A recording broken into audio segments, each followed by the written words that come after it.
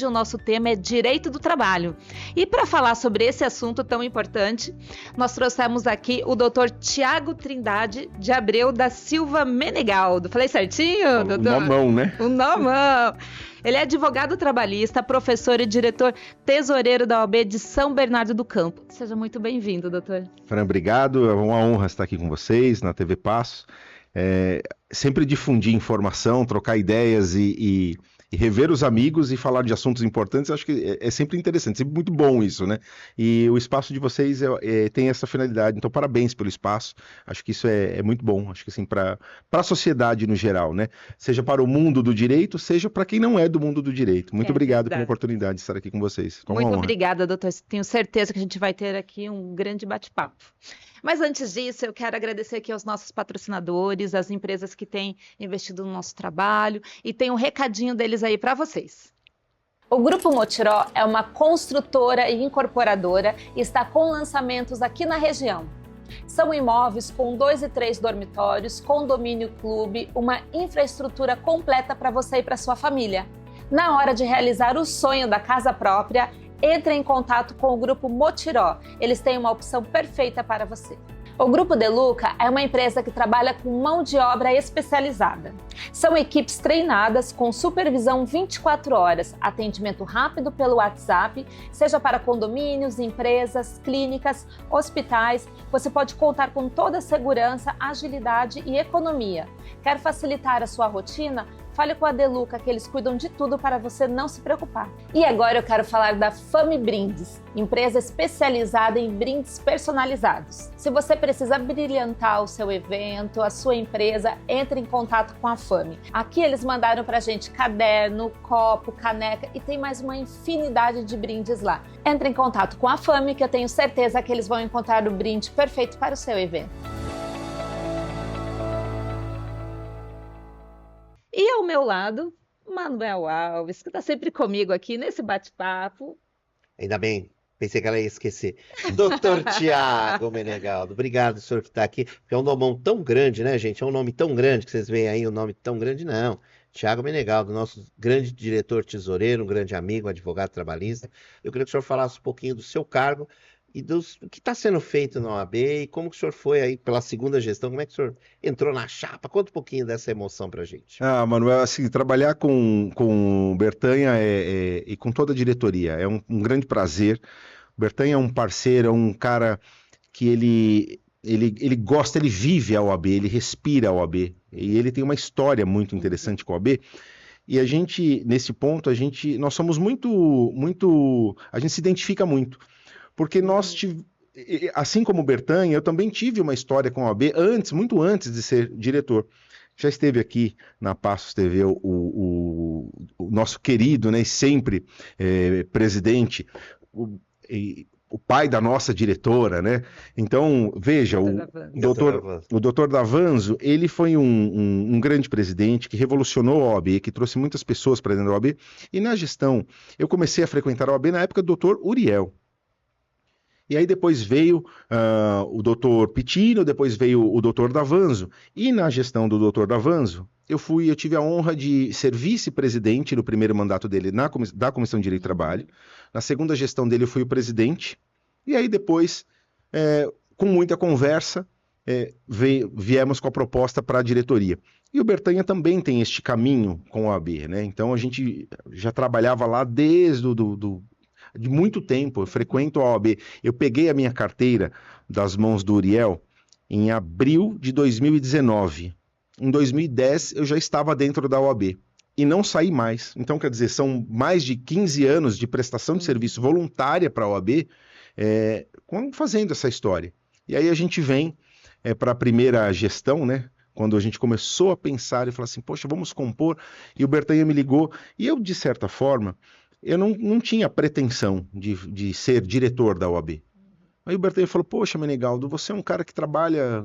A gente já tem uma história com a OAB de tantos anos, né? Por que a gente não... Vem com a gente, pensa aí.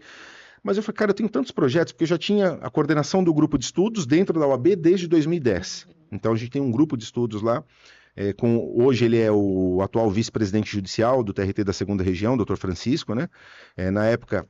Dr. Francisco já era desembargador, E eu comecei a frequentar o grupo de estudos na OAB de São Caetano e trouxe para a OAB de São Bernardo o nosso grupo de estudos. Então eu já tinha esse trabalho voluntário e esse trabalho junto com a OAB, com o grupo de estudos. E eu falei, cara, é um trabalho que já me ocupa bastante tempo. Ele falou, pois é, mas a gente pode ampliar isso daí. Então pensa direitinho. Aí eu amadureci a ideia e falei, bom, acho que chegou a hora. E aí viemos para a primeira eleição. Fizemos um trabalho muito bacana. Um dos grandes desafios, e aí você fala de investimento, né, Manuel? Um dos grandes desafios que nós tínhamos era, cara, eu chegava no Fórum Trabalhista de São Bernardo e via uma mesa horrível. Eu via era uma extensão, essas extensões, sabe que uma extensão velha Tudo mesmo, improvisado. assim, improvisado. Uma característica era pior que um CDP, a sala da OAB no prédio da Justiça do Trabalho. Eu falei, Bertanha, a gente precisa fazer alguma coisa na Justiça do Trabalho para o advogado trabalhista. Naturalmente, assim, puxando a sardinha para a área que eu atuo, até porque, não que as outras áreas não sejam importantes, são também importantes, mas que a Justiça do Trabalho em si, nós temos muitas audiências, então é um fórum muito frequentado por advogados. É diferente do cível, que você tem poucas audiências. Se você comparar o número de audiências, o advogado usa muito mais a estrutura da Justiça, da sala da OAB, no prédio da Justiça do Trabalho, do que no fórum cível, porque a Justiça do Trabalho, todo processo tem audiência. Então, a pessoa está frequentando, ela está lá, o advogado está frequentando o fórum. E passando muito tempo lá, né? Às vezes, os audiencistas, né, que ficam lá, eles passam praticamente o dia inteiro dentro da sala da OAB. Então, você precisa de uma estrutura, no mínimo, decente para o advogado poder trabalhar.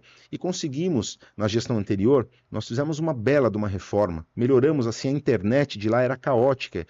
E nós viemos de uma pandemia onde o processo, ele já era eletrônico, e aí ele passa a ser virtual, telepresencial. Então, nós tínhamos, e temos até hoje, um número de audiências telepresenciais grande, e você precisa de uma boa conexão. Sim. Só que hoje as salas são bem confortáveis, tudo, né, doutor? Lá confortável, só que nós tínhamos um problema, Manuel. A região ali, em razão do domo, de todo aquele conjunto ali, as operadoras de telefonia, elas não têm mais espaço na rede para você ter uma banda larga melhor ou uma velocidade de internet melhor. Então nós tivemos que contratar uma empresa fora das convencionais, essas que nos dão problema toda hora, para conseguir melhorar a estrutura para o advogado. Só que isso não envolve só instalar a internet. Eu tenho que ter uma autorização do tribunal, porque a sala é dentro do prédio da justiça. Então eu preciso de um escopo de trabalho, eu preciso de uma autorização. Então envolve uma burocracia muito grande. Para chegar no resultado que nós tivemos, foi um trabalho assim árduo. Parto. Foi muito, muito difícil, mas conseguimos. Eu acho que é isso, trabalhar como tesoureiro da OAB, trabalhar na direção da OAB, não digo só eu como diretor, todos os outros diretores, né? A gente se doa, é um trabalho voluntário que muitas pessoas não sabem disso.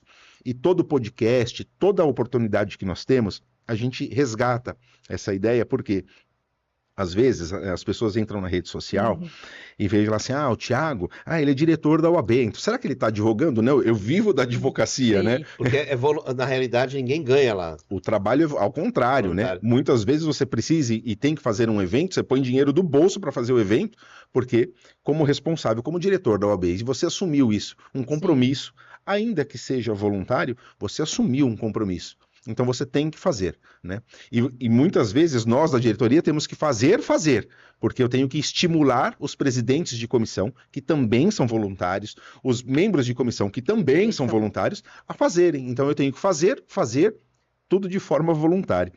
Então, assim, é empregar, acho que o dinheiro da OAB dentro daquilo que a gente consegue detectar que é prioridade, aquilo que vai servir à advocacia, aquilo que não vai servir ao Tiago ou ao Bertanha ou a qualquer membro da diretoria, ou à doutora Monique, doutor Humberto, à doutora Adriana. Não, é servir primeiro à advocacia, à coletividade, né? E a gente vem fazendo esse trabalho e, graças a Deus, assim, deu super certo. Nós estamos, assim, se você comparar a nossa OAB de 4 anos para hoje, a estrutura nossa em São Bernardo é uma estrutura completamente diferente. A gente conseguiu evoluir bastante com isso. E a CASP, eu até estava falando com a Fran, que é aquele prédio bonito, todo mundo está esperando a inauguração, que é em frente ao prédio. Eu queria que o senhor falasse um pouquinho dessa futura inauguração, que já está tudo pronto, só está faltando alguma coisinha, da CAASP, e com relação também aos cursos, né? Porque o senhor também ministra cursos lá, não é porque o senhor é diretor tesoureiro, mas tem curso. Então, queria que o senhor fizesse um apanhado rápido disso daí para a gente, doutor. Bom, as pessoas também confundem muito o que é CAASP, o que é ESA e o que é OAB. Que bom. E vou dizer a vocês, são CNPJs diferentes. Sim. Naturalmente, de uma certa forma, dirigido por nós, diretores aqui de subseção, né? Então, eu tenho uma ESA local, né, que é a Escola Superior da Advocacia. Ela é um braço da OAB, que tem o foco de trazer os cursos de aperfeiçoamento para o advogado. Eu acho que todas as áreas, porque eu não gosto muito daquele discurso de que você, à medida que você é advogado, você vai ter que estudar para o resto da vida. A advocacia exige muito estudo, porque é tudo muito dinâmico. Todas as profissões são dinâmicas. Sim. Assim como muda o direito, muda a medicina veterinária, e aqui eu faço as minhas homenagens à minha esposa, que é médica veterinária. Homem apaixonado. Um abraço aí, né? Ela chama mesmo? Cleia, um abraço nosso aqui da Passos. Né? Então a gente fala, às vezes eu tô conversando com ela, ela fala assim, a veterinária está em tudo que você imaginar, está veterinária. Você não compra uma carne no mercado se não tiver um veterinário por trás, porque Sim. você tem... Então, tudo se transforma. Então, qualquer profissional, seja de qualquer área, que ele deixar de estudar, ele vai ficar ultrapassado. O jornalismo, quantas coisas... Vocês são jornalistas, quantas coisas mudaram dos anos para cá e dizer assim, o jornalista não precisa mais estudar? Ao contrário, ele sempre precisa estudar. Então, a gente também tem um compromisso através da Escola Superior da Advocacia, primeiro, de trazer bons cursos que vão, de fato, ajudar, seja o jovem advogado ou o advogado, o jovem há mais tempo, a se atualizar, a ter uma boa formação, uma boa atuação. Porque eu acho que assim, formação nesse aspecto é tudo, né? Você ter acesso a boa informação e muitas vezes num preço acessível e principalmente com um programa da OAB que muitos advogados também não conhecem, que é o programa de anuidade de volta. Então, para os cursos presenciais, nos núcleos, nas subseções, nas ESAs, né, de subseção, o advogado ele paga uma anuidade e não é barata, assim como todos os outros conselhos. Órgãos de classe. Vocês jornalistas pagam para o órgão de classe. A minha esposa paga lá para o CRMV, né? Enfim. E a OAB, ela tem um programa que você paga a anuidade e você usa esse crédito, você pode usar esses créditos nos cursos presenciais, nos núcleos ESAs de cada subseção. Então, quer dizer, se eu pago lá R$1.000 e poucos por ano, eu posso reverter este valor em cursos promovidos pela ESA. Então, a gente tem um trabalho muito interessante, porque eu consigo trazer bons professores a um custo acessível para o advogado, mantendo ele atualizado, mantendo ele sempre com o que tem de melhor aí no mercado de novas informações, né? Sim. E nós somos, na OAB, criteriosos com isso, assim, o nosso núcleo é muito criterioso, né? Então a gente tem existe uma seleção, não é naturalmente assim, uma seleção de pessoas que falam assim, olha, são pessoas que, de fato, um renome no mercado, que tragam boas informações. A gente tem uma preocupação com isso, com a formação. Por sua vez, a CAASP é uma caixa de assistência aos advogados, que também fica na nossa sede. Então, se você for à farmácia, você está usando um serviço CAASP. Mas o que eu preciso para usar o serviço? Ser advogado. Basta ser advogado para você usar um serviço de farmácia, um serviço de odontológico, campanhas de vacinação, promoções de livros. A CAASP ela tem uma infinidade de serviços. Comprar remédio mais barato, né? Remédio na farmácia é mais barato. Então, quer dizer, são facilidades que o advogado tem e que, naturalmente, é uma farmácia pública, entre aspas, por quê? Porque ela pode ser, quem pode comprar lá? Advogados, né? Então, não é aberto ao público, assim, mas os advogados podem e têm acesso a esse tipo de serviço com um medicamento mais barato, porque a CAASP não visa lucro, né? Ela tem que pagar a estrutura dela, naturalmente, mas ela não visa o lucro. Então, via de regra, os medicamentos dentro da CAASP, por exemplo, são medicamentos mais baratos. Mas não é só isso, porque a CAASP ela tem parceria com outras instituições, enfim, descontos para advogados, e é muito bacana. Então, essa união tudo é o que é a OAB, né? Isso e logo vai sair a CAASP ou não, o prédio lá? Sai. Estou falando com a Fran, vai ou não vai? Vai sair. Nós estamos agora acertando os detalhes finais para a inauguração do prédio. Dentro daquele prédio vai ser administrado pela subseção de São Bernardo do Campo, né? O TED vai para lá, que é o Tribunal de Ética e Disciplina da OAB, que também é um outro CNPJ. Né? Mas é um espaço que vai atender o ABC também, né? Não é só para São Bernardo. Não, atende todo o ABC. Então, porque o TED, por exemplo, atende, a 7ª turma do TED atende toda a região do ABCDMRR, né? Você vai ter o espaço CAASP lá embaixo, que é para todos os advogados. Assim, como é também em qualquer outra subseção. Sabe, Fran, às vezes eu tenho que ir fora de São Paulo fazer uma audiência. Eu sempre procuro uma OAB. E lá na OAB eu tenho uma sala, independente se eu sou inscrito em São Bernardo, em São Caetano. Não existe essa concorrência, né? Não. Estamos em casa quando acham uma OAB, né? Exatamente. Estamos em casa, porque lá você vai ter um café, você vai ter um computador, uma boa conexão de internet, você consegue adiantar algumas coisas enquanto espera a sua audiência. Então, esse prédio vem para dar um suporte para os advogados aqui da região, né?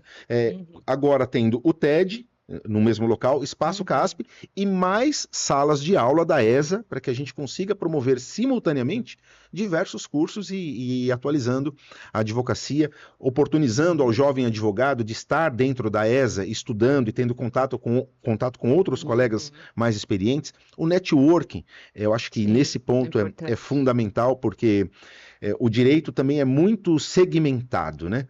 Então, assim, eu, por exemplo, eu brinco que eu não sei entrar numa delegacia. Nossa, como é que vai numa delegacia? Eu sei que na delegacia tem um cachorro, eu tenho que pular o cachorro, eu tenho que falar com um delegado, mas o que eu tenho que fazer? Eu não sei o que eu tenho que fazer numa delegacia, eu tenho que ir lá conversar com alguém. Agora, quando você fala de direito do trabalho, o fórum trabalhista, o rito de uma audiência, como é que funciona aí é minha praia. Então, às vezes pode acontecer de repente uma pessoa me ligar e falar assim, por ser advogado, vai falar assim, fala lá com o Tiago.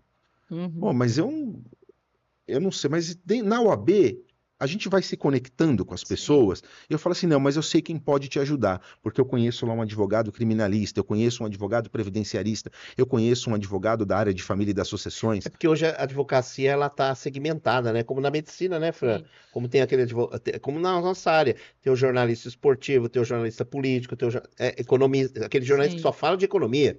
Entendeu? Exatamente então isso. É isso, é importante. Olha, eu sei, a gente tem a noção, mas a Fran, ela é boa, que ela é mesmo, isso é verdade, ela é do esporte. Então, passos no esporte, né? Então vamos lá com a Fran.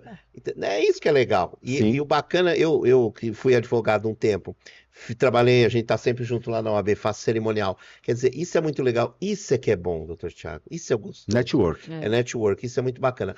Mas o senhor deu aí, o senhor falou tanta coisa legal, mas tem um tema aí, né, Fran, interessante, que nós vamos abordar aqui da área dele trabalhista, sobre acidente do trabalho, sobre essa área aí. E, Fran, é importante, porque as pessoas, porque o nosso podcast é para isso. Vamos conversar sobre isso, doutor. Valeu o que o senhor falou da OAB, muito bom. 10. A gente viu um relatório aí do começo do ano, que mostra já o crescimento de acidentes de trabalho. Né? Ele já vem crescendo ao longo dos anos, mas esse ano assim, a gente teve um número muito grande, né, de acidentes de trabalho.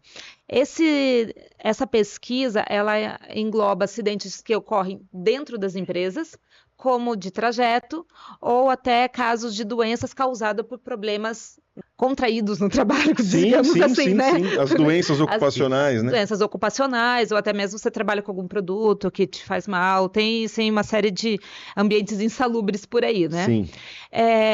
Na sua visão aí do direito do trabalho, aqui o senhor acha que deve esse aumento aí nesses casos de acidentes de trabalho? Eu fico pensando, Fran, algumas coisas a este respeito, assim, né? Primeiro, nós não podemos dizer que nós não temos políticas públicas. Nós temos uma legislação, né? Se a gente partir do plano constitucional, nós temos uma previsão de proteção do meio ambiente do trabalho através de normas. E aí você vem para a legislação ordinária, você tem a CLT, que tem um capítulo só destinado à matéria de segurança e medicina do trabalho. E depois você tem a competência do Ministério do Trabalho e da Previdência para regulamentar as questões técnicas relacionadas ao acidente de trabalho. Eu gosto muito dessa matéria e eu explico por quê. Antes de me tornar advogado, numa época que... Eu já falei isso em alguns outros lugares também, e às vezes até o pessoal se assistiu um outro podcast e fala, mas ele está repetindo a informação, mas não é isso. É para mostrar qual é a origem de tudo isso. quando eu terminei o ensino médio, eu não tinha grana para fazer faculdade, aí eu fui fazer um curso de técnico de segurança do trabalho. Ah, E aí eu tive a oportunidade de atuar como técnico de segurança do trabalho. E eu tinha 2 caminhos, ou seguir para a engenharia de segurança do trabalho, ou seguir para o direito, e naturalmente estou aqui hoje como diretor da OAB, né? E advogado. É advogado.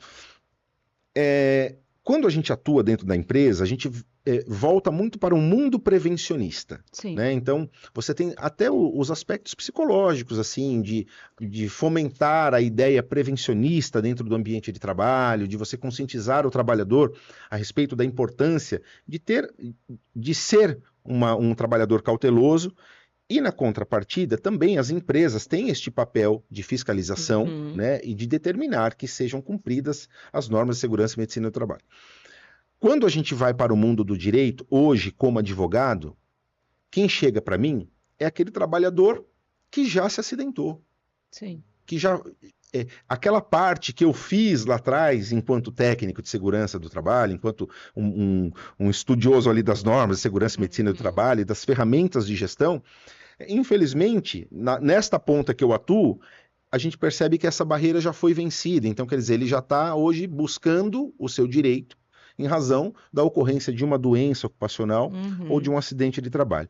Naturalmente que são múltiplos fatores, né? Quando a gente faz uma análise de acidente, você sabe que, curiosamente, eu fico estudando, é um negócio meio maluco, né? Mas eu adoro entrar no site da ANAC e fico estudando os acidentes aéreos.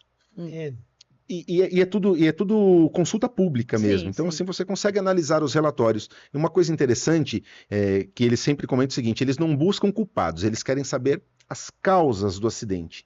E, via de regra, invariavelmente, seja no acidente de trabalho, seja nos acidentes aéreos, porque a conduta de investigação é muito parecida, assim, né? Você tem um regramento, você tem múltiplos fatores, né? Mas uma coisa que falta, pelo menos assim, por parte das empresas, é um olhar de investimento para a questão de segurança e medicina do trabalho. Porque enxergam isso como uma despesa. Então, hoje, para você fazer a conscientização de um trabalhador das consequências de um acidente, às vezes as empresas acabam passando por cima disso. E existem até estudos. Eu tô fazendo mestrado lá na Faculdade de Direito de São Bernardo do Campo, né? Eu tenho como orientador um grande professor, um grande amigo, que é o professor Gilberto Maistro, e ele está ministrando uma matéria que é muito interessante, chama Análise Econômica do Direito. E a gente começa a estudar algumas obras, pesquisa científica mesmo, assim, que às vezes você chega a um ponto em que a prevenção ela é mais cara do que você suportar o dano.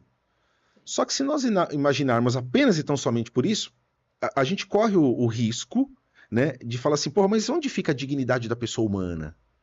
Onde está a preservação da vida, da saúde? Então, você tem que levar isso em consideração.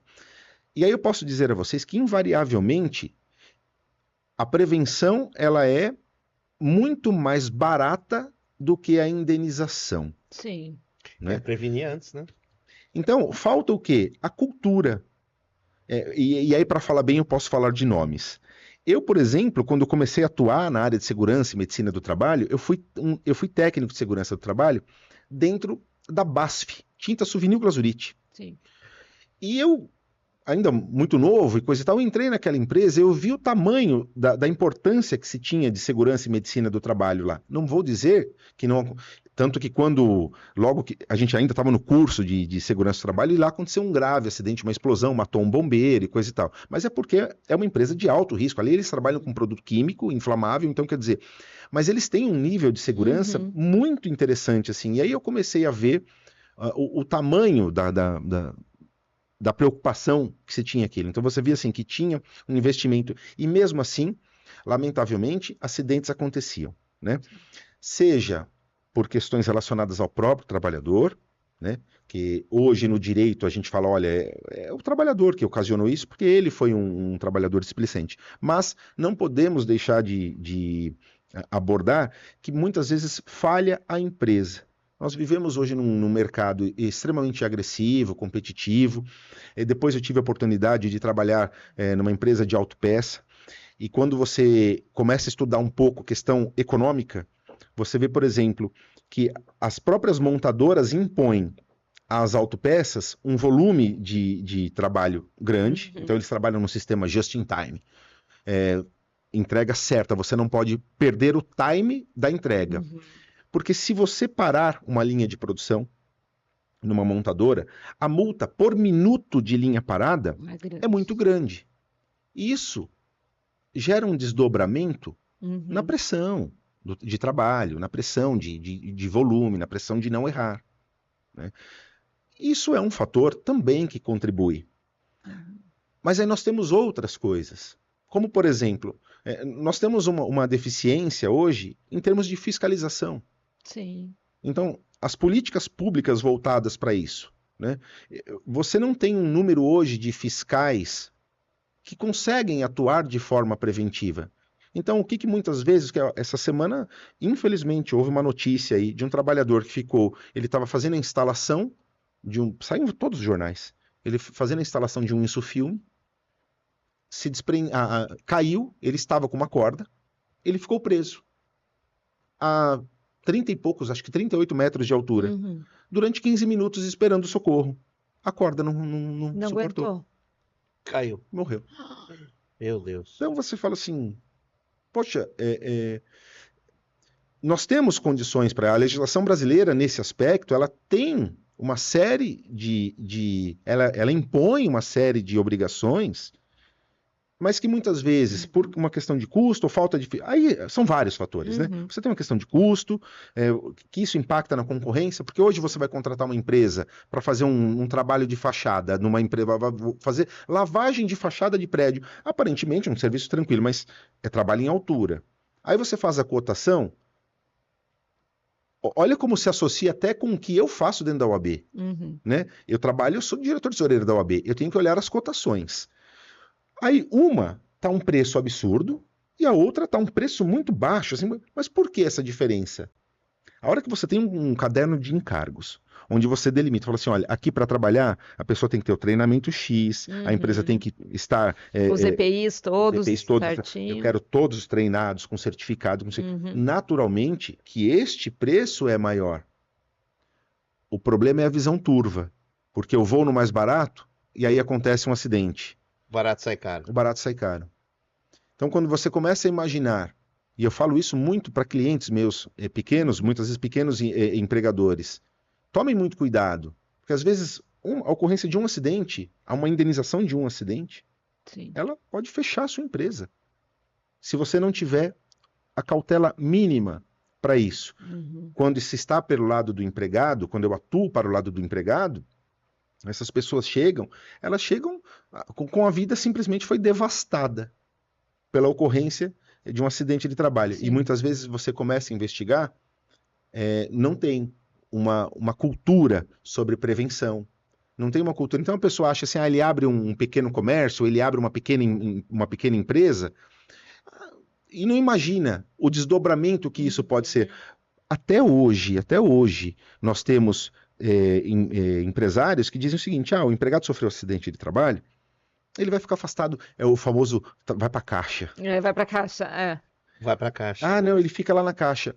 Mas se há a responsabilidade civil, não é só a caixa, não é só o benefício previdenciário. Ele responde pelos salários que este empregado não está recebendo enquanto ele está afastado. Mas aí o empregador vai dizer assim, não, mas espera aí, eu pago o INSS que pague entre aspas, o salário. Não, o INSS vai conceder um benefício a ele. Mas se você, empregador, tem uma responsabilidade pela ocorrência do acidente, você vai pagar o lucro cessante, ou seja, o que esse empregado está deixando de ganhar salário. Então você tem uma base de cálculo para isso, que considera o salário, terço de férias, 1/12 de 13º salário, sem contar que a legislação previdenciária ainda possibilita uma ação de regresso do INSS contra o empregador. Porque se eu, o empregador, dei causa a um acidente de trabalho, eu vou ter que indenizar o empregado o salário que ele está deixando de ganhar. Eu vou cobrar dele, que ele fez errado. Vou cobrar do patrão, no caso. Então o patrão vai ter que pagar os salários, isso daí independente do benefício. Eu estou recebendo o benefício e vou ter que receber o salário. E pior, Apurada a responsabilidade civil, o INSS não teve que conceder um benefício em razão de uma irresponsabilidade do empregador. Então, o INSS move uma ação de regresso contra o empregador para que o empregador venha ressarcir a União das despesas que o INSS está tendo na concessão daquele benefício. Quando você explica isso para um empresário, ele fala assim, não tinha noção dessa história. Pois bem, então agora você passe a ter. Nós temos, e isso altera-se com bastante frequência, né? Nós temos uma legislação grande, regulamentada pelo Ministério do Trabalho, de uma série de normas de segurança e medicina do trabalho que devem ser cumpridas. As NRs, né? As normas regulamentadoras, são as NRs. É importante falar disso, porque muita gente que vai assistir o programa vai falar, nossa, o doutor Tiago falou uma coisa que eu não estava me atendo, tanto empregados como empregadores, ou não é, doutor? Sim. Inclusive, eu tô falando assim das normas, né? A gente acompanhou aí desde a pandemia uma mudança grande nas formas de trabalho, nas relações trabalhistas, né? Sim. Então, as pessoas estavam acostumadas a ir para a empresa, né? Então, eu vou para a empresa, eu cumpro lá a minha jornada e venho para casa. Então, os acidentes poderiam ocorrer nesse trajeto, eu estou indo para a empresa sabe quantos ônibus eu pego, ela sabe qual é o meu caminho e tudo. Então, as coisas eram mais claras, né? Quando passou, depois da pandemia, que aí as relações começaram a mudar, muita gente trabalhando de casa, né? Aí você via assim, em casa eu não tenho o mesmo ambiente que eu teria na empresa. Sim. Então, assim, eu não tenho a mesa com ergonomia, eu não tenho uma cadeira ergonômica para minha altura e tudo. A gente foi montando lá do jeito que dava. Sim. Né? Muita gente foi trabalhando desse jeito em casa. Não tem um ar-condicionado e tudo. E também aconteceram problemas. Tanto problemas de saúde mesmo, de coluna, né, problemas mentais, porque daí a pessoa não tinha mais aquele relacionamento com as pessoas no trabalho, era só computador e uma cobrança excessiva em cima disso. E aí a gente viu também problemas decorrentes disso, né? Como que a lei hoje vê isso? Teve alguma alteração? Porque assim, a pessoa não estava no horário de trabalho dela, mas, poxa, quando eu estou em casa, não tem como controlar esse horário de trabalho, né? Às vezes eu tenho uma meta aqui, meu horário vai até às 6, mas eu preciso entregar minha meta. Então, aconteceu um acidente comigo aqui às 7. Né? Caí, tropecei, torci o pé dentro de casa. Poxa, isso é acidente de trabalho ou não? Mas eu saí correndo ali para atender o telefone do meu chefe. Esse é um acidente de trabalho. Como que a lei vê isso hoje? Isso é interessante. Nós tivemos a regulamentação do teletrabalho, né, com a reforma trabalhista, e tivemos, em razão da pandemia, um aumento muito grande do home office. As empresas devem orientar os seus empregados, mesmo no seu ambiente home, né? O home office, ela deve orientar os empregados de medidas preventivas para evitar as doenças ocupacionais. Nós temos um grande problema com relação à doença ocupacional, que já foi tratado há muito tempo, também através da legislação previdenciária, caracterizando, concedendo, o próprio INSS concedendo o benefício independente do reconhecimento da empresa ou não. Então, lá atrás, nós tínhamos sempre e temos até hoje, um problema de subnotificação de doenças ocupacionais. Por que a gente tem esse problema? Por uma questão simples. Subnotificação é assim, doença ocupacional, ela não é um evento abrupto, como é o acidente típico. O cara caiu, quebrou a perna. Sim. O cara, infelizmente, este caso, o cara despencou. Ali é um acidente típico. A doença ocupacional, ela vem se instalando no organismo. Então, uma perda auditiva, ela não acontece do dia para a noite. Uma LER. Uma LER não acontece do dia para a noite. Eu mesmo ontem fiz uma ressonância magnética aqui, que eu tô com uma dor aqui na cervical tremenda. Provavelmente de excesso de trabalho, excesso de horas de trabalho, digitando e na frente do computador. Isso é um aspecto ergonômico. A empresa ela tem esta responsabilidade, sim, e deve orientar os seus empregados. Mas e se ocorrer um acidente na minha casa durante o momento que estou em home office? Acidente de trabalho. A legislação previdenciária lá atrás, então, só concedia o benefício acidentário quando houvesse a emissão da comunicação de acidente de trabalho, o CAT. Quem que vai assumir assim, não, o empregado, a doença foi aqui mesmo, toma CAT? É muito difícil. Então, foram feitos estudos empíricos, dados científicos, dados... Tem uma outra palavra que agora me fugiu, mas enfim... se faz um levantamento e se constrói o tal do nexo técnico epidemiológico. Uhum. O que é isso? Dados epidemiológicos, tá? O próprio nome já diz. Eles cruzam a atividade econômica da empresa com a doença ocupacional, com CID com CNAE, né? Uhum. Então, CID, Classificação Internacional da Doença, com a Classificação Nacional da Atividade Econômica. Se o intervalo do CID estiver relacionado com a atividade econômica, há uma presunção de que essa doença é de cunho ocupacional. Então aí o INSS começa automaticamente, agora não depende mais da emissão desta CAT, Sim. ele começa a conceder os benefícios acidentários, que administrativamente podem ser contestados pelo empregador, demonstrando que cumpre a legislação trabalhista e as normas regulamentadoras, né? Ele pode fazer essa defesa no âmbito administrativo. Naturalmente também não vincula a Justiça do Trabalho, mas já há uma presunção de que essa doença seja de cunho ocupacional. E depois isso vem evoluindo, e aí nós já tínhamos a ideia não do home office propriamente dito, mas que o trabalho poderia ser feito na casa do empregado, né? Aumenta muito com o advento da pandemia e com o agravante, porque você tem os equipamentos telemáticos, né? Sim. Então qual é a estrutura? É exatamente o que você falou. Trabalha em casa, mas trabalha em casa em quais condições? Se você vai me dar uma cadeira dura, se você vai me dar eu não tenho uma iluminação, uma luz, exatamente. Eu não tenho uma iluminação adequada, que isso relaciona-se a conforto do trabalho e o conforto, porque assim, pode falar que não é besteira. A iluminação, por exemplo, ela não é insalubre, não gera insalubridade. Desde a década de 90, caiu do rol de um risco ser insalubre. Mas trabalha numa sala escura, onde você vai ficar assim, ó, o tempo todo. Aí você abaixa, fecha, fora. Pô, no final do dia, você tá parecendo... Então, isso interfere? Sim, interfere. Então, o empregador, ele tem que, obrigatoriamente, orientar o empregado sobre normas de segurança para o trabalho em home office. Sim.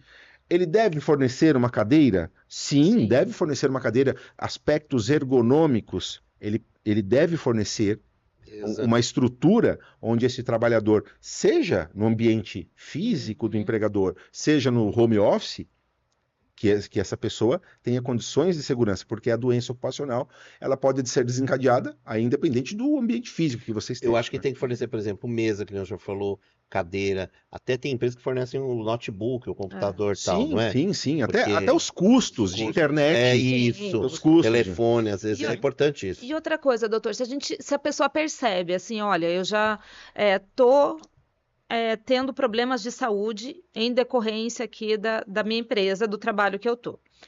Ela vê assim, olha, eu tô trabalhando, né? Então, a hora se ela não está sendo atendida pela empresa, qual que é a hora dela procurar um advogado? Eu espero me mandar embora, né, para procurar um advogado. E aí também tem aquela coisa, né, que as pessoas têm medo, assim, de ficar rotulado, né? Se eu procurar um advogado, eu não vou conseguir mais emprego, né? E se eu for reclamar, eu também vou ser mandado embora. Então, eu vou ficar na minha, que eu não vou contar agora para a empresa que eu estou passando por problema de saúde, né? Como que o trabalhador deve organizar isso, né? Porque ele precisa tratar da saúde dele, só que ele não pode continuar trabalhando daquele jeito. Mas também ele tem medo de contar para a empresa manda ele embora porque ele está ficando doente e perdeu o emprego. Como que ele tem que agir, tem medo né? de procurar um advogado, porque se eu procuro um advogado, a empresa fica sabendo e me manda embora. Como que funciona isso? Eu acho, primeiro ponto, né? Trabalhador, às vezes está numa situação dessa e a gente sabe que é muito complicado, porque a depender da empresa, à medida em que ele manifesta qualquer situação que possa desencadear, ou possa levar a uma ideia de doença ocupacional, pode ser que o empregador olhe para ele e diga assim, peraí, será que eu vou querer este problema para mim ou não? Este é um ponto, eu vou fazer um paralelo e depois a gente volta nessa questão, só porque nós estamos passando por um momento na Justiça do Trabalho muito importante. Uhum. Nós estamos vindo agora de uma formação de precedentes que já veio com o Código de Processo Civil lá em 2015, mas a Justiça do Trabalho ficou patinando nesses precedentes vinculativos. Ou seja, é o Tribunal Superior do Trabalho, ou seja, dentro do Poder Judiciário Trabalhista, o TST é a maior esfera, né? Ele editando verbetes orientativos não, vinculativos para as instâncias inferiores, dizendo quando chegar numa situação fática similar a essa, o entendimento é esse. E é vinculativo. Não é uma questão assim, o juiz aqui da vara do trabalho, ele pode ou não aplicar. E nós tínhamos a súmula 378, que tem a ver com esse assunto que nós estamos falando agora. O que a súmula 378 dizia?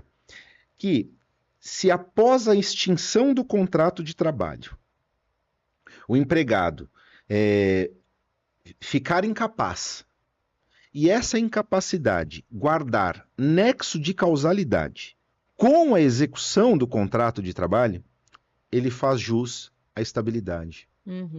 Ou seja, era para evitar exatamente os casos que, e aí vai um pouco disso que você estava falando. A legislação previdenciária é quem reconhece a estabilidade do empregado acidentado. Então, para aqueles afastamentos inferiores a 15 dias, o empregado não tem estabilidade. Então, você sofreu um pequeno acidente, ficou 5 dias em casa, voltou a trabalhar, não tem estabilidade. Quando você sofre um acidente mais grave ou tem uma doença cuja incapacidade vai superar os 15 dias, a empresa vai pagar 15 dias, os primeiros 15 dias do seu afastamento, e a partir do 16º dia, você vai receber o benefício previdenciário. É a história do vai para a caixa. Vai cair na caixa. Vai receber o benefício por incapacidade acidentária. E o artigo 118 da lei, é claro, da lei 8.213, ele diz o seguinte, que a garantia provisória de emprego, ela começa à medida em que cessa o benefício. Ou seja, traduzindo em miúdos, você só vai ter estabilidade se você ficar afastado por mais de 15 dias e receber o benefício previdenciário. Se ficou afastado até 15 dias, não vai ter estabilidade. A partir do 16º, vai receber o benefício, deve dar entrada lá no INSS, receber o benefício, e quando o INSS, na perícia, disser assim, você está apto para o trabalho, você vai voltar, e a partir daquele momento, garantia provisória de no mínimo 12 meses. Tá. O que acaba acontecendo? Às vezes o empregado ele tem pequenos afastamentos, e que não somam os 15 dias. E muitas vezes o que a empresa faz? Fala assim, pode ser que seja doença ocupacional. Se ela cruzar aqueles dados que nós falamos agora do NTEP, ela fala assim, pode ser que seja doença ocupacional. Sim. Vou demitir este empregado. Faz a demissão com aquela ideia de que ele não cumpriu o requisito para a estabilidade. E demite. À medida em que ele é demitido, aí sim, agora com o seu tratamento, descobre-se o quê? Que ele tem uma doença, que essa doença é incapacitante. E era exatamente isso que dizia a súmula. Que essa incapacidade, ela sobrevém, ela é após a extinção do contrato de trabalho. O contrato de trabalho acabou, mas agora eu estou incapaz. E esta incapacidade, ela foi ocasionada ao longo do contrato de trabalho. Como é que fica isso? Só que a súmula não dizia... Não tinha o efeito vinculante. Já aplicada, sedimentada pelo Tribunal Superior do Trabalho, mas não com efeito vinculante. O TST agora, no novo tema, diz o seguinte, ele repete praticamente o item 2 da súmula 378 e diz, tem sim. E aí eu ouvi até em podcasts, o pessoal falou assim, isso é uma insegurança jurídica, agora o empregador não pode mais mandar embora, porque se o cara tiver incapacidade após, eu falei, mas sempre foi assim, eu não estou entendendo. Não, agora é o contrário, agora é segurança jurídica. Agora o empregador, ele tem que ter em mente o seguinte, que se ele demitir um empregado e esse empregado tiver uma doença, e essa doença guardar nexo de causalidade com a execução do contrato, agora sim não tem mais dúvida se vai aplicar ou não. Ele vai ter a estabilidade. Agora, acontece o que você comentou, Franco? Eu acho que acontece. O cara fica com medo de ser mandado embora. Tem pessoas que, inclusive, eu já vi casos, e a lei proíbe isso, empresas que fixam metas de PLR, por exemplo, atreladas a índices de acidente. Sabe o que acontece? O cara sofre o acidente e não conta para a empresa. Eu já vi isso também. Eu vi numa empresa que eu trabalhei, eu cheguei uma vez no banheiro, o banheiro estava cheio de sangue. É mesmo? Cadê o cara que se acidentou aqui? Simplesmente não sabemos quem se acidentou. Por quê? Porque na época a meta de segurança do trabalho estava atrelada à PLR, e o pior, não só do empregado, como do grupo de trabalho deles. Então havia uma própria pressão dos próprios colegas de falar assim, não fala que se acidentou aqui não, fala que foi na sua casa. Esconde o acidente. A omissão de dados não permite nem que a empresa investigue o problema para que aquilo não aconteça mais. Enfim, você mascara uma situação. Então, eu trabalhei numa empresa que era assim, eles vinculavam as promoções a isso. Então, assim, eles abriam lá uma vaga para você concorrer. Só que para concorrer àquela vaga, você não poderia ter nenhum afastamento, nenhum atestado, eles diziam. Você não pode ter atestado. Então, assim, eu não posso ter ficado doente nem um dia, porque senão eu já não conseguia concorrer a uma vaga de uma promoção. Você tem que seguir esses requisitos que Exatamente. Então, o pessoal fazia isso. Ia trabalhar doente, ia trabalhar, desmaiava no trabalho e tudo, mas ia, porque não podia ter uma falta por atestado. Mas o efeito reverso é que muitas vezes o empregador não se dá conta. Porque isso tem um efeito reverso, sim, terrível, né? Primeiro, você condicionar o empregador a essa condição. Vamos imaginar que você tem uma incapacidade que não está relacionada com o trabalho. Mas por essa meta, você fala assim, não, eu vou porque eu tenho que cumprir essa meta. Você não respeita a prescrição do seu médico de repouso, e estamos falando o seguinte, que este problema que você tem não está relacionado ao trabalho. Aí você vai lá e se esforça. E aí acontece o agravamento da sua doença. O agravamento também é doença ocupacional. Então veja, inicialmente uma incapacidade que não estava relacionada ao trabalho, porque não tinha nada a ver com a sua atividade, mas você se esforçando, se agravou, esse agravamento também é doença ocupacional. Será que o empresário não pensou no efeito reverso desta condição?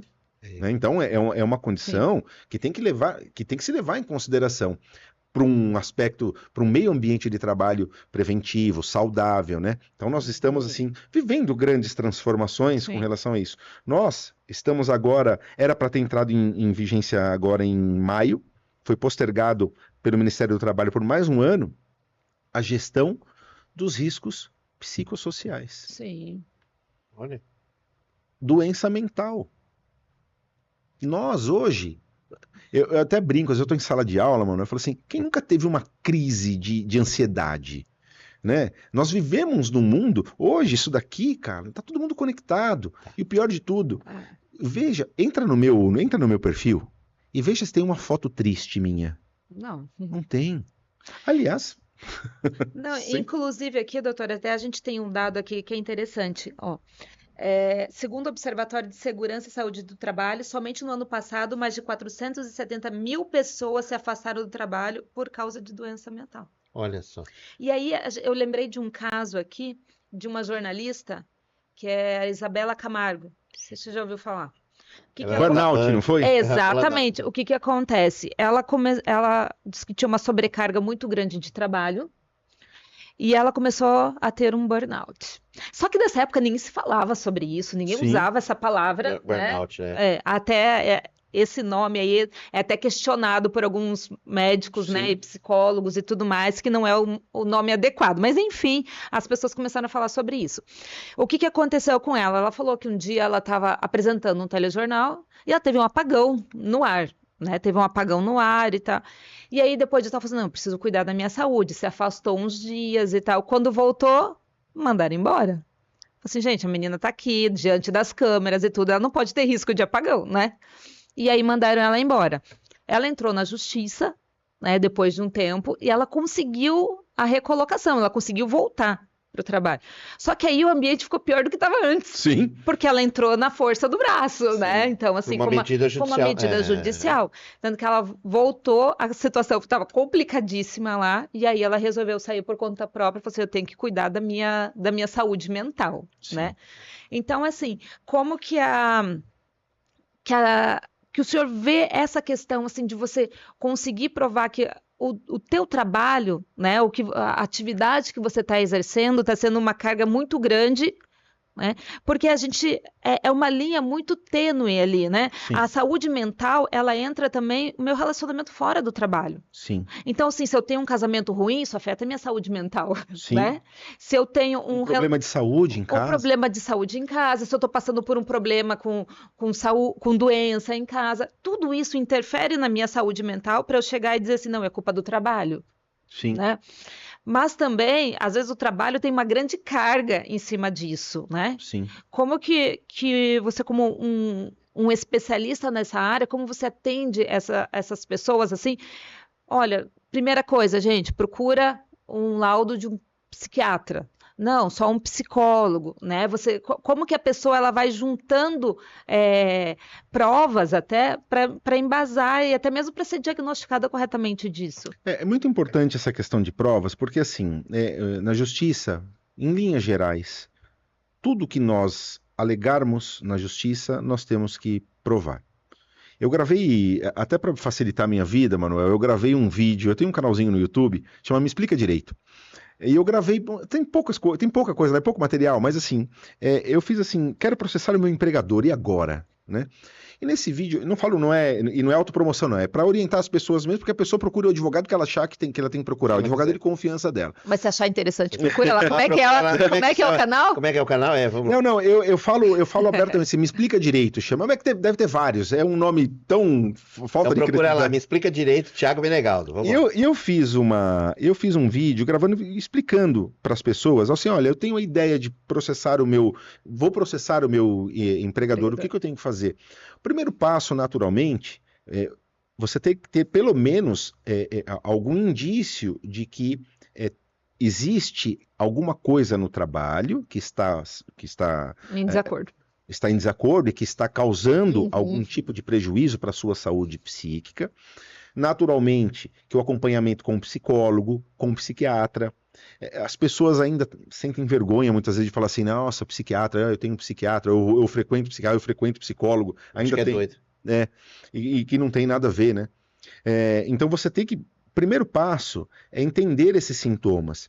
Eu já atendi pessoas que, quando sentaram à minha frente e, via de regra, neste caso em especial, era uma vítima de assédio moral, que pode ser um dos fatores que venha desencadear o burnout ou mesmo uma doença psíquica, né? Então você começa a investigar e eu percebi assim, pessoa extremamente abalada. E aí eu começo a investigar o quê? Sobre a vida dela. Nossa, mas numa entrevista com um advogado trabalhista, por que você quer saber se eu sou casada, como é que tá meu pai, como é que tá minha mãe? Eu quero entender o contexto da sua vida para saber se, de fato, isso acontece, a causa raiz é o trabalho, ou pode ser uma concausa, seja ela consequente ou antecedente, eu preciso entender até que nível é isso. Por quê? Porque pode ser que sejam múltiplos fatores.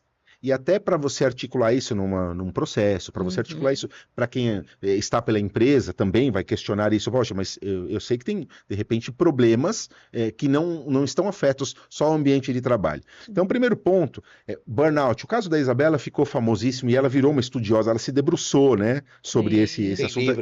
Ela fala muito sobre isso, que é uma forma também do esgotamento. O excesso de trabalho, o excesso de jornada, o excesso de metas.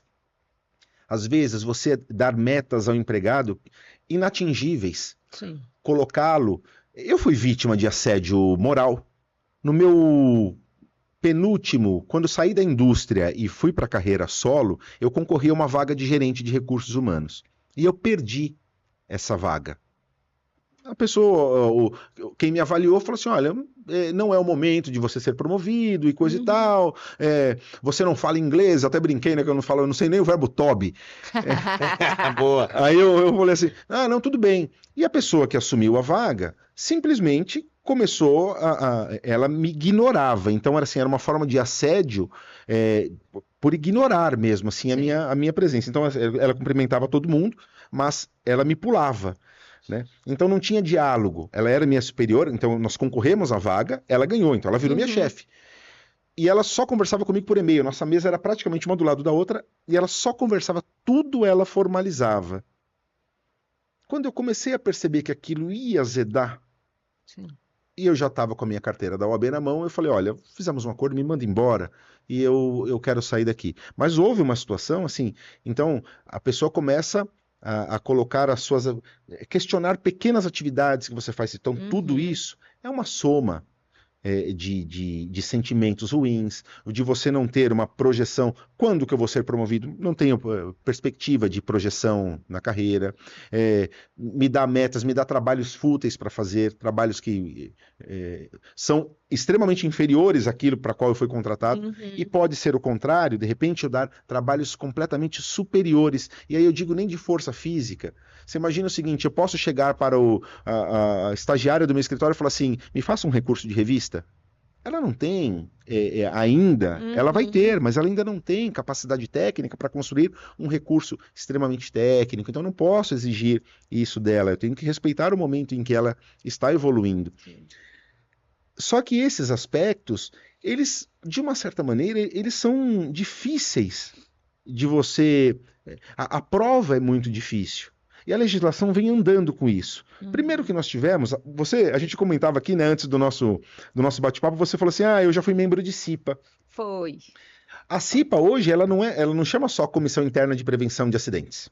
Ela chama Comissão Interna de Prevenção de Acidentes e Assédio. Qualquer tipo de assédio. Então não é CIPA, é CIPA-A. É como se fosse um CIPA-A. É isso mesmo. Comissão Interna de Prevenção de Acidentes e Assédio.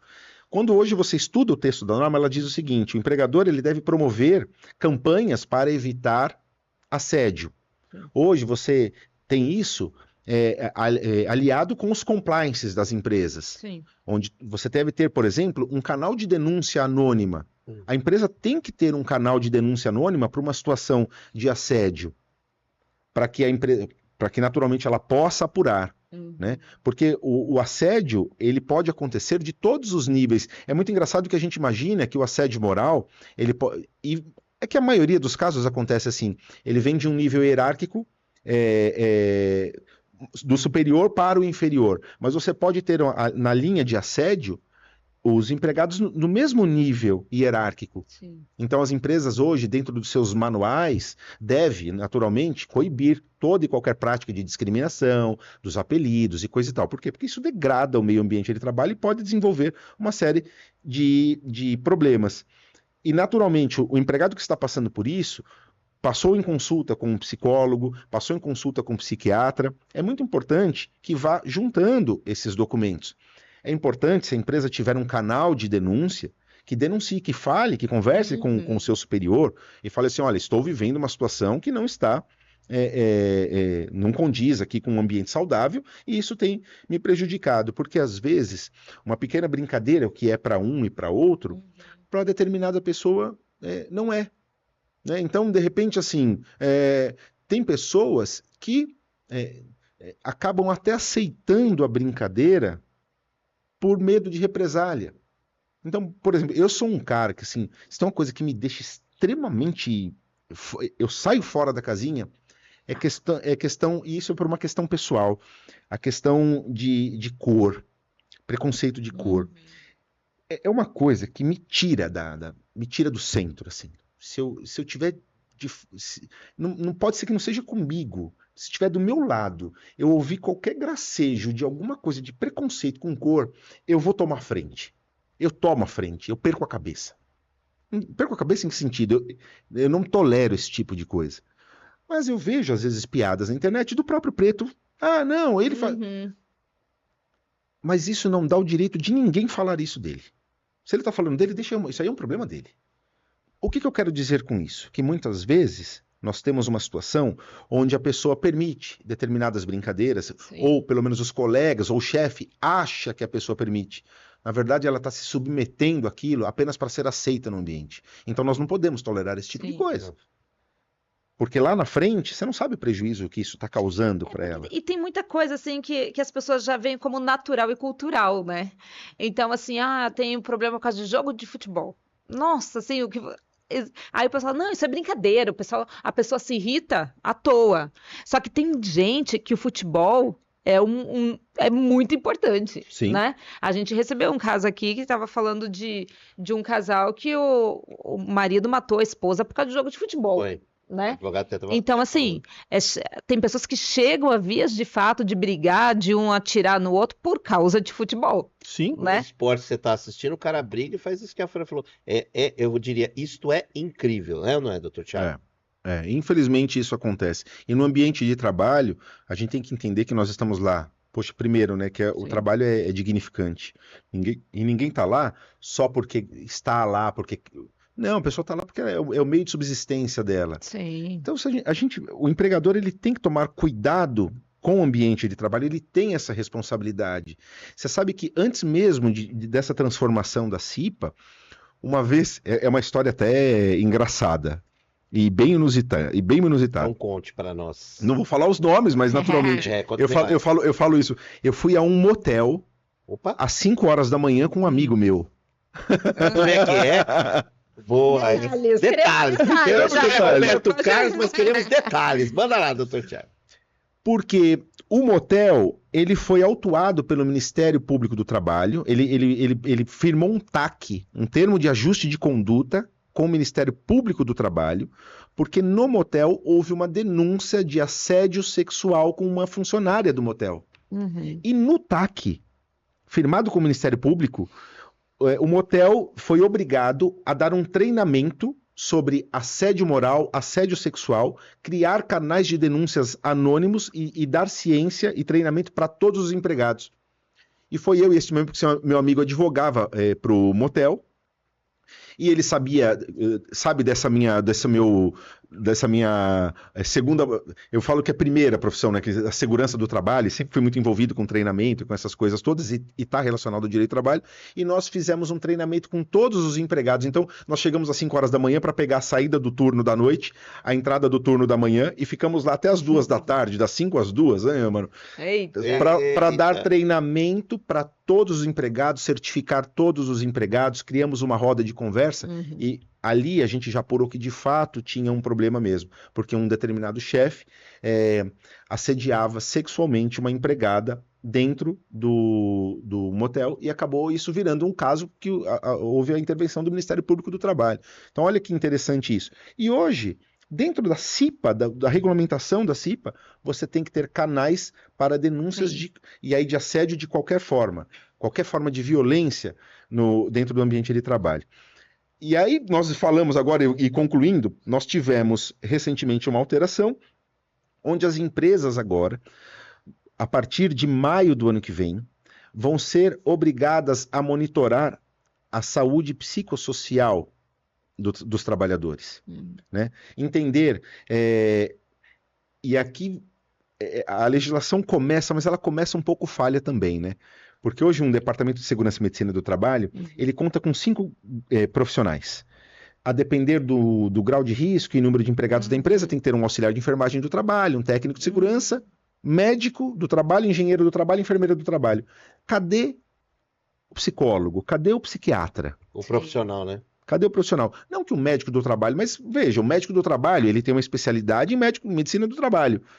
Mas e a doença psíquica? Nossa, eu lembro que esses médicos do trabalho, todo mundo morria de medo de ir lá e falava assim, não confio nele não, porque ele vai entregar minhas doenças aqui. E os caras meio estranhos, né? Quando eu fiz de admissão, essas coisas, é porque é de admissão e demissão. Eu trabalhei numa empresa grande que tinha lá, né, a parte de assistência, então tinha o médico, tinha enfermeiro, tinha tudo mais.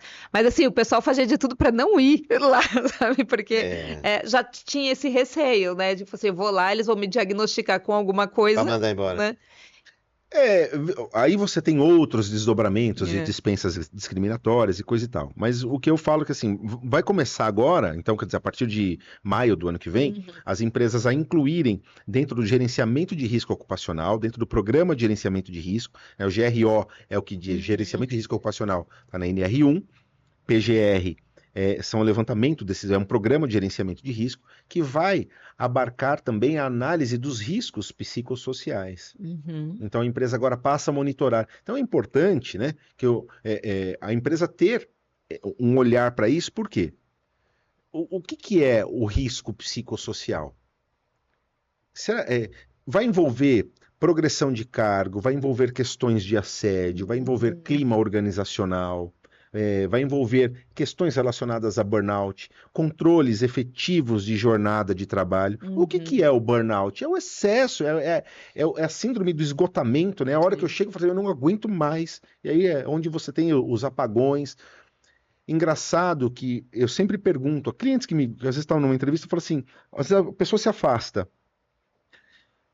Quando ela se afasta, ela melhora. Se ela se afasta e melhora, é porque, de fato, eu tenho um ambiente de trabalho doente. É diferente, eu estou, e quem está me causando é o ambiente de trabalho. Ah, você se afastou? Me afastei. Melhorou? Não, continuo mal. Tem pessoas... que voltam pior, às vezes, né? Não, e só o fato de falar que vai voltar a Já trabalhar, começa a ficar ruim. ela melhora. Só o fato de voltar a trabalhar, ela tem crise de pânico.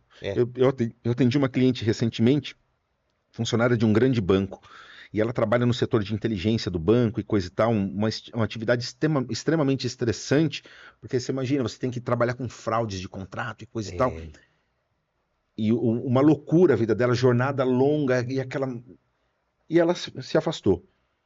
Estava terminando o afastamento, ela falou assim, só de pensar que eu vou ter que voltar, eu já começo a ter crise de ansiedade. Pior, que muitas vezes, por exemplo, questões psíquicas. Você já teve crise de ansiedade, mano? Já teve Eu já crise de sou. ansiedade? Uma vez eu achei que eu estava infartando. Me deu falta de ar e taquicardia. É sério o negócio. E a hora que eu fui me dar conta, não tem nada físico, tá tudo bem, fisicamente tá tudo bem. Era isso daqui. Então, às vezes, a pessoa acha que é um problema físico, na verdade é psíquico. Né? Então, infelizmente, nós temos essa realidade, e pior, a dificuldade que essas pessoas têm, muitas vezes, de ter o benefício concedido pelo INSS. Porque ainda assim as doenças psíquicas são ainda hoje, são tratadas como questões assim, depressãozinha, isso daí não é nada, sabe? É frescura. Não é frescura. As pessoas precisam ter. Eu preciso respeitar. É isso que a gente falava agora. Sim. Às vezes, o fato de você me chamar, o Thiago é cabeção. Pô, não me incomoda. Mas, de repente, para uma outra pessoa, você chamar o cara de cabeção para outra pessoa, você não sabe. Desencadeia um gatilho aí na cabeça dele. Ou algum trauma, alguma coisa assim. E as empresas agora vão começar a ter que gerenciar, a monitorar isso. Que já existia numa norma. Você falou aqui de ergonomia. Olha que interessante, já há muito tempo, você tem uma regulamentação para operadores de telemarketing. Isso é muito legal. E a norma prevê lá o seguinte, já hoje em vigência. E aqui faz a gente até pensar quantas vezes a gente já não pegou o telefone e ligou para um saque para reclamar e você despeja toda a sua raiva em cima do operador de telemarketing, que ele é apenas um interlocutor entre a empresa que você quer matar, o ânimos necandi da empresa, o ânimos necandi. A gente aprende isso na faculdade, a vontade de matar aquela empresa. E você despeja tudo aquilo naquele operador de telemarketing. Quando ele passa por uma situação de estresse como essa, ele tem que ser retirado do posto e ele fica um tempo fora até restabelecer os níveis emocionais. Para depois ele voltar para o atendimento. Eu tenho que fazer isso não é só para o operador de telemarketing. Eu tenho que fazer isso para todo mundo. Eu acho que a pergunta mais idiota, me desculpem o termo, que eu posso ouvir numa entrevista de emprego é: como que é para você trabalhar sob pressão? Quantas vezes eu já ouvi isso também? E quase falei um palavrão. Porque eu fico pensando o seguinte, se eu disser que, pô, eu adoro trabalhar sob pressão, é maravilhoso. Para mim, nossa, aliás, eu só trabalho sob pressão. Você não sabe, é uma faca de dois gumes. Porque, Não sabe o que ele quer ouvir. Eu gostaria de trabalhar assim, eu gostaria de ouvir de uma pessoa assim, eu não gosto de trabalhar sob pressão, eu entrego meu trabalho, não venha me pressionar. O que tem que fazer? É isso, eu vou fazer. Não venha me pressionar, porque eu sou assim. Se você começar com muita pressão, eu já falo assim, bicho, então anda, né? Só que se você falar isso numa entrevista de emprego, eu não consigo trabalhar sob pressão, você está fadado ao insucesso, você não vai arrumar emprego. Então, o que as pessoas têm que dizer? O que as pessoas dizem? E que, na verdade, não Não é verdade isso. A pessoa ela quer chegar lá e fala assim, eu quero trabalhar num ambiente bacana, onde eu consiga produzir, onde eu trabalhe sob motivação e não sob pressão. Eu quero ser motivado. E o que me motiva? Um bom salário, um bom ambiente de trabalho, com bons benefícios. Isso me motiva. Isso daí ajuda o cara até a ultrapassar essa barreira do burnout. A lei limita 8 horas diárias. Eu gosto tanto da advocacia, eu gosto tanto do que eu faço, que eu trabalho às vezes 14, 15, Sim. 16 horas por dia. Eu termino o dia cansado, mas eu termino, sabe, feliz, que eu falo assim, cara, como eu gosto da minha profissão. Mas tem uma vantagem, quando o senhor termina, o senhor sai do seu escritório, o senhor chega em casa, abre a porta e vê quem? A minha esposa, né? Que é a... As minhas cachorrinhas. Primeiro, né? Mas a sua esposa, primeiro que é a... Esqueci o nome. Cleia Cecília. Que é, ó, a Cleia. Manda um beijo aí pra Cleia assistir. Cleia, minha esposa maravilhosa. Cleia, minha parceira, é uma pessoa que me entende, porque trabalho tanto quanto eu, se não mais. A Cleia é empreendedora, uma mulher inteligente, independente, empreendedora, linda, linda. Minha mulher é linda. Ela é um mulherão, assim, sabe? Ela tem postura, ela é possuda, sabe? Médica veterinária. O olho até saltou aos olhos agora, se a câmera pegasse. Saltou aos olhos. Doutor Tiago, isso foi uma declaração linda. Mas vamos lá. Acidente de trabalho, essas informações. Nossa, mas tá tão legal esse bate-papo, né, Fran? Que não dá para acreditar. Acho que dá uns 30 programas. Mas olha, antes de mais nada, eu já quero dizer que o senhor está altamente convidado para voltar. Estou errado? Com doutor? certeza. Tema, né? Com temas polêmicos, Polêmico, né? bombásticos, né, Manuel? Vamos voltar com temas bombásticos. A gente agradece muito, porque acho que foi tão esclarecedor. Acho que todo mundo aqui no estúdio aprendeu um pouco. O senhor também é professor universitário, é um grande professor. Eu acho que não tenho o que dizer. Então, muito obrigado aí pela a sua presença aí. E deixa aí o espaço para o senhor deixar o seu recado, as considerações finais aqui na Pastos TV aqui. Primeiro, agradecer a oportunidade, eu acho que difundir esse tipo de informação, principalmente porque eu como acadêmico, como professor, como advogado, às vezes a gente fica muito nesse mundo jurídico e eu estou dando informações apenas para os advogados, para que eles, formando os advogados, trocando experiências com os meus colegas, difundindo informação, para que eles atuem. Mas quando existe um projeto como esse de vocês, da Pastos TV, que leva isso para a sociedade, isso é muito importante, porque aqui, no ambiente acadêmico, no ambiente de estudos, com advogados, eles estão lá, é o processo, é o final, a pessoa já chegou lá acidentada, já chegou lá com um problema psíquico, ela já chegou com esses números que você trouxe, que são alarmantes. Infelizmente, o nosso país ainda é um país com alto índice de doenças ocupacionais e de acidente de trabalho, e doenças muitas vezes subnotificadas, principalmente sob esse aspecto do psíquico, né? E quando você tem um projeto como esse, que leva esse tipo de informação para a sociedade, é muito importante, por quê? Porque abre os olhos. Da mesma forma como tem aqueles programas, e vocês já tiveram aqui entrevistas interessantíssimas sobre violência doméstica e coisa e tal, e essa campanha de falar, denunciem, né, o agressor, essas coisas. Este momento também é importante da gente falar sobre as doenças ocupacionais, sobre essas síndromes, sobre essas questões. Não se permita isso. Se eu estou passando por uma situação dessa, eu tenho várias formas de resolver. Seja uma rescisão indireta do contrato de trabalho. A gente não pode, eu acho que é a dignidade da pessoa humana que está em jogo, a pessoa está ali, está no seu trabalho. Então o trabalho de vocês de levar isso também para a sociedade em geral é muito importante, porque abre os olhos. A sua pergunta, Fran, sobre, poxa, e aí? E as provas? É importante isso, porque também não adianta eu chegar lá e falar assim, mas eu não tenho prova nenhuma, não tenho como provar nada. Então, quer dizer, fica difícil e a pessoa, num momento fragilizada, porque o emprego é a subsistência dela. Sim. Às vezes se submete a determinadas situações, porque é do seu... É o seu ganha-pão ali, né? Não tem muito para onde ir, então ela submete a isso. Mas parabéns, eu quero agradecer o convite de vocês aqui, né? De eu estar aqui, ter sido através do Manuel. Adorei o espaço de vocês. O trabalho fantástico que vocês fazem de levar informação para a população. Contem sempre com a gente. Estou lá na OAB, estou nas minhas aulas, estou nas redes sociais e é isso aí. Mas tem uma surpresa que o senhor não sabe, nem a Fran, nem o meu diretor aqui, o Alexandre, nem ele sabe o que vai acontecer agora. Ele está até olhando ali. Meu Deus. Vou falar aqui, rufa os tambores.